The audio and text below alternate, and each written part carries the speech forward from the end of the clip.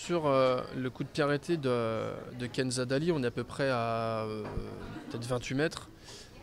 Pas tout à fait dans l'axe, un petit peu décalé. Et on parle d'horizontalité aussi parce que entre la gardienne, je tire un trait vers le ballon, je vois qu'en fait Kenza Dali, elle a quasiment sur un angle de 90 degrés. Elle n'est pas dans l'alignement. Donc elle a besoin, et elle ne réfléchit pas, hein, si on me pose la question, elle ne réfléchit pas, c'est naturel, c'est inné, et elle se place comme ça pour frapper.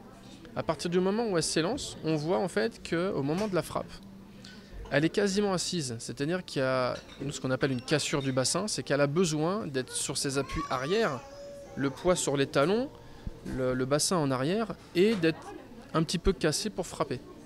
Limite, on pourrait mettre une chaise, on voit qu'elle est assise au moment de la frappe.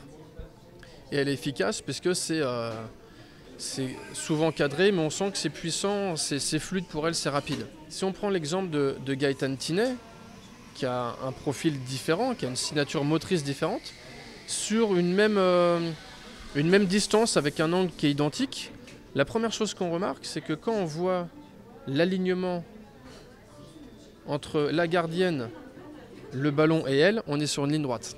Donc là, on voit la verticalité. Elle est complètement face au but, elle n'est pas décalée. L'autre particularité, c'est qu'elle se met en tension de manière différente.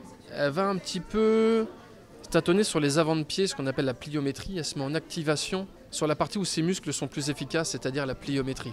Et on sent que ce sont ses épaules qui penchent vers l'avant et qui ont un rôle important. Et au moment de la frappe, on voit qu'elle est toujours alignée face au but et que son corps est beaucoup plus droit. Il est moins assis, moins sur les appuis arrière. Limite, son poids est plus sur le tiers avant-pied au moment de la frappe.